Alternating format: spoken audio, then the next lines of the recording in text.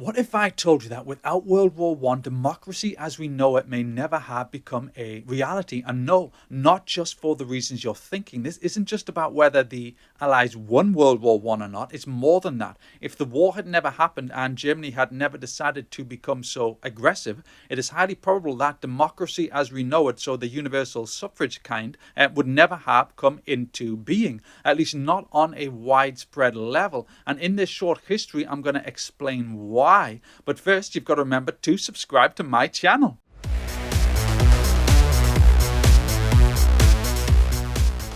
Okay, the path to modern democracy is a complex story and varies greatly on a nation-by-nation basis. But one thing is clear, World War I was massively influential in giving us democracy as we know it, mainly because of the effect World War I had on bringing universal suffrage to the United Kingdom. To understand why it being brought to the UK was so important for democracy and the part that World War I played in bringing universal suffrage to the UK, we have to look at the history of democracy in the UK, which actually starts during the heat of the 13th century Second Barons' War. Now, the Second Barons' War was a war between the barons and the royalists, so it was a civil war. The royalists were led by Henry III, whilst the barons were led by a man named Simon de Montfort, who was the 6th Earl of Leicester. Now, de Montfort is one of the most important figures in history who you probably have never heard of, mainly because he is the man who started democracy in the UK, but only sort of. You see, he did it in 1265, which was a year into the Civil War, when he formed the English Parliament. And the terms of this English Parliament were as follows. Each borough had to send 2 representatives to the Parliament, and those representatives had to be elected. Yes, elected democratically. Now, in the end, the barons lost the war and de Montfort was killed, hence why he's not that famous, because he was rejected, as was the Parliament. But at the same time, the idea of electing representatives stuck.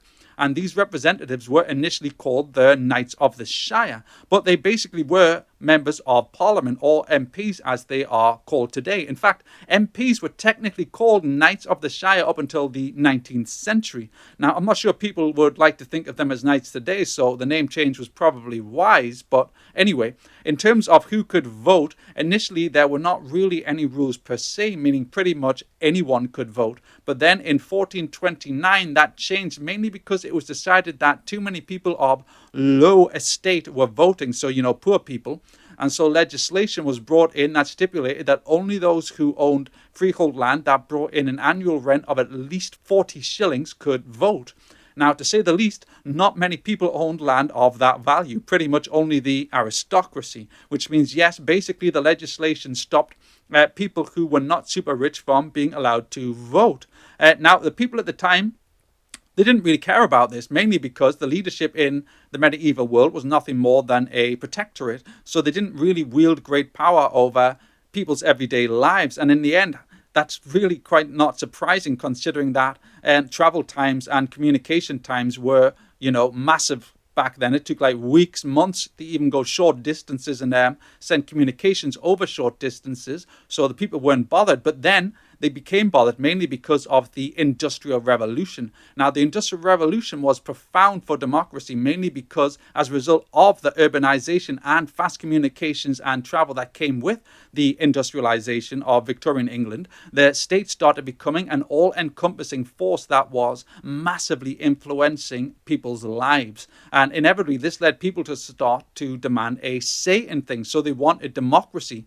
This led to the Great Reform Act of 1832, where the British Parliament was forced to expand the vote. But they did not expand it by much. Basically, the act increased the vote from approximately a few percent of people being allowed to vote to approximately 7% of people. Though some argue it was a little bit higher, even still, not many people. And at the same time, this act also did something pretty cruel, and that was it banned women from voting. This is because the act defined a voter as a male person. And the crazy thing is, originally women had been allowed to vote if they met the criteria, but because so few had ever met it, the person who wrote the act defined a voter as a male person, which could be argued was a foolish oversight, or more likely it could be argued was a attempt to keep women out of politics. It really depends on your viewpoint.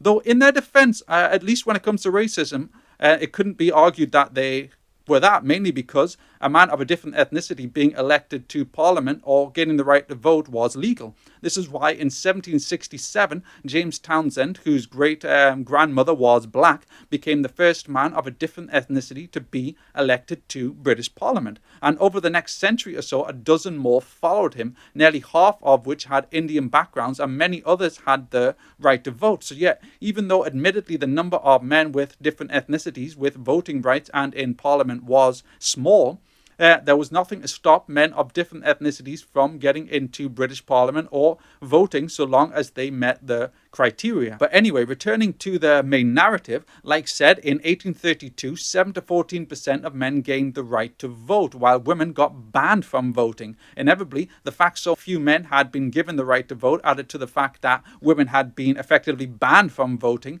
led to demands for more people to be given the vote. And after all, with technology rapidly making the world ever smaller and the state getting ever more powerful off the back of it, people wanted to have a say over how the state used that power on them. And these demands finally led to change in 1867, as it was during this year that the Second Reform Act was passed, which basically allowed for less wealthy people, but still very much wealthy male property holders and tenants to vote. That amounted to about 20 to 30% of the male population, but still it did not allow for any women to be able to vote. So yeah, still hardly nobody could vote. And this is why the demands for voting rights to be expanded continued. And not just for men, the women's suffrage movement really started to take hold at this point, and who could blame them? Voting rights had been expanded again, but women had not been given back their equal voting rights, which had been taken from them at the previous point that they had been expanded. So arguably, they had a real feeling to be aggrieved at this point, especially considering the state was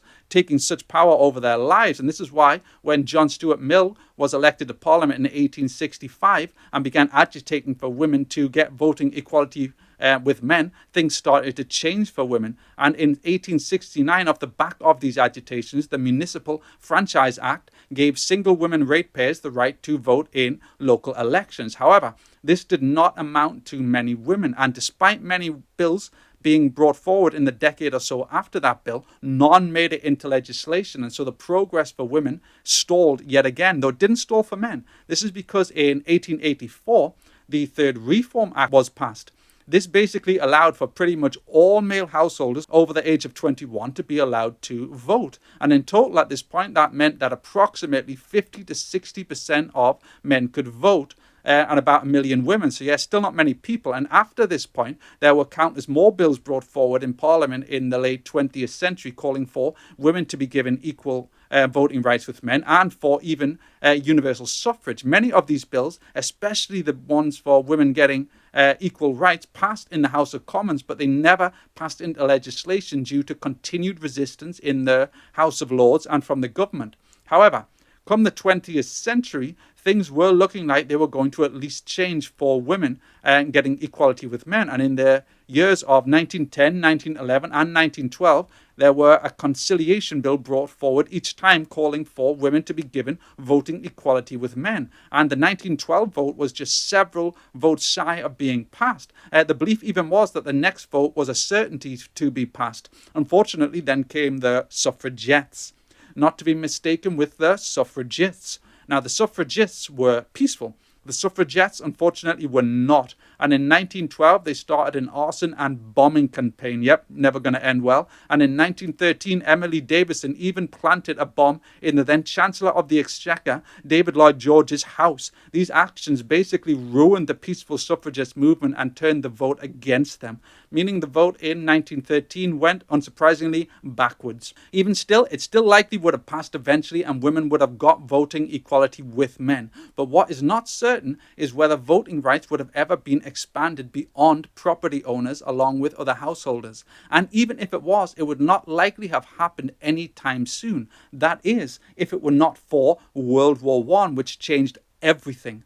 To explain why, as everyone knows, World War I was a war like no other. And what really made it so distinct was, of course, the horrific trench warfare, along with the fact that women were basically dragged into it through having to work in the munitions factories.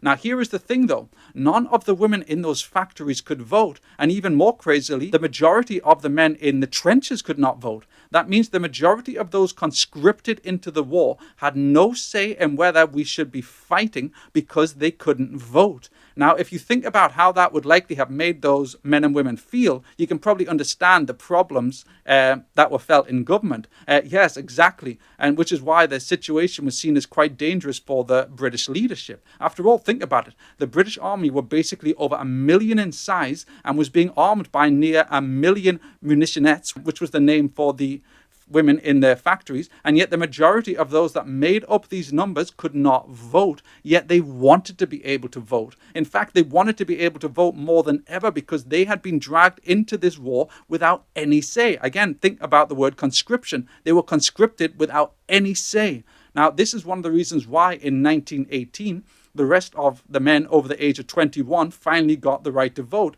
and women's voting rights were massively expanded. Though it would take until 1928 for women to get universal suffrage with men, the point is the majority of men and women in the UK arguably have World War I to thank for their universal right to vote. And this is not just a UK thing. For example, even in the US, it took until 1920 for women's voting rights to be enshrined in US law through the 19th Amendment. Do you see the link? After World War I, and after the British, who were world leaders at the time, gave everyone the right to vote, the US followed. India today, the world's biggest democracy, they base their democracy on the democracy that the UK practiced. Canada, the same, everywhere around the former British Empire. They based it on the way that the British did it. But what if the British hadn't done it that way? You see the point? Exactly. That is how important World War I was to modern democracy. It started a chain reaction across the Anglo world, which included the British Empire at the time, which of course was massive, giving the world democracy as we know it. So democracy where everyone gets the universal equal rights to vote. That means if it were not for World War I, then the democracy given to the world by the Anglo world may have looked very different. What this means is, in reality, World War I was not per se a fight between the Allies and Central Powers, or at least it was more than just that fight. It was also a fight between those who could not vote and those who could. Those who could not vote won and got democracy as we know it, and with it, the power to stop the rich and powerful from dragging anyone into a war against their will. Now, I wish to add at this point before finishing that neither Britain nor America were the first to create universal suffrage. In fact, in 1893, New Zealand was the first to create universal suffrage, and Finland in 1907 were the second. But big nations doing it matter. And as at the time Britain was the biggest nation in the world, with the US rapidly rising, Britain and America doing it was revolutionary and world-changing. And without the men in the trenches and the women in the munitions factories, this change may never have happened. That's how important their sacrifice truly was. Without it, the everyday person may never have gained the power to say no to war. But anyway, I will leave things there and say thanks for watching. And if you enjoyed this, remember to give it a like and subscribe to my channel. Remember, the more people who do that, the more of these videos I can make. Is that a good bribe? Hopefully it is, and I will see you next time.